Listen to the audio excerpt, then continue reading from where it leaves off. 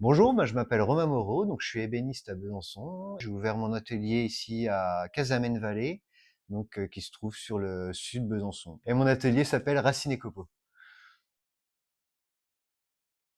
Alors j'ai fait pendant 15 ans, j'ai été coureur-zingueur charpentier et j'ai dû arrêter le métier il y a en 2020 suite à une opération du dos. Alors j'ai voulu être ébéniste déjà parce que c'était une continuité par rapport à mon ancien métier qui touchait le bois. Et surtout, c'est le métier que je voulais faire depuis que j'ai 17 ans. Donc je pense que c'était une suite logique. Alors, ce qui me passionne en ébénisterie, c'est surtout la minutie.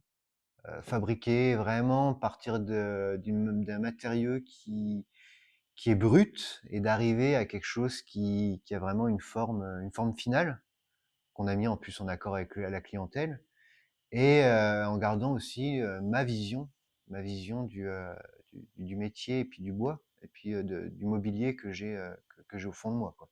C'est assez éclectique, donc je vais autant faire des volets que faire des tables.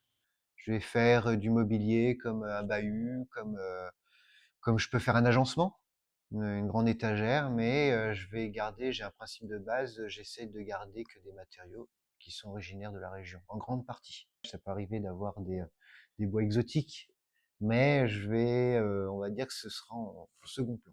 On reste en premier plan, faire marcher les acteurs locaux, à faire une décarbonation en gros. En grande partie, c'est du feuillu, donc va être sur de l'érable, poirier, chêne, frêne, orme, voilà, tous les feuillus possibles qu'on trouve dans notre région. Et tout ce qui est pour le bois extérieur, on va partir sur du mélèze et puis de l'acacia. Et du chêne, si le client veut du chêne. J'ai fait une grande verrière en noyer.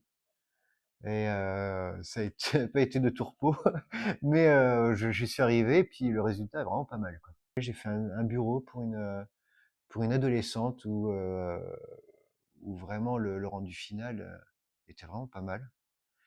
Pareil, on s'est mis en accord avec le client et puis elle m'a laissé un peu aussi libre cours à mon imagination. Du coup, on a fait quelque chose qui était plutôt correct. Je vais privilégier tout le travail manuel et notamment, par exemple, quand je fais des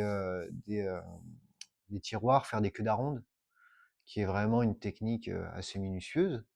Et surtout, aujourd'hui, à l'heure actuelle, les queues d'aronde, c'est fait avec des machines et puis il n'y a plus le côté traditionnel là-dedans. Donc c'est vrai que quand je peux le faire, moi je le fais. Voilà. C'est une petite technique particulière qui est quand même un peu la technique emblématique des ébénistes.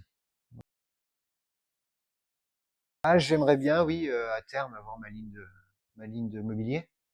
Voilà, me concentrer sur de la création qui vient de moi, pas forcément d'une clientèle ou quoi que ce soit, mais une vraie création où je sors vraiment ce que j'ai envie de faire, quoi. Ça, c'est vraiment le but final. Je sais que ce sera pas pour aujourd'hui, mais voilà. Rome s'est pas fait en un jour, donc voilà. Et qui se lance tout simplement. C'est le plus gros des pas en fait, hein. Derrière, après, le reste, ça découle tout seul en fait. Si tu as envie de le faire, tu le feras. Donc vraiment, ne pas avoir peur de se lancer et de le faire, tout simplement. On est toujours un peu fébrile de le faire, mais parce que c'est l'inconnu déjà.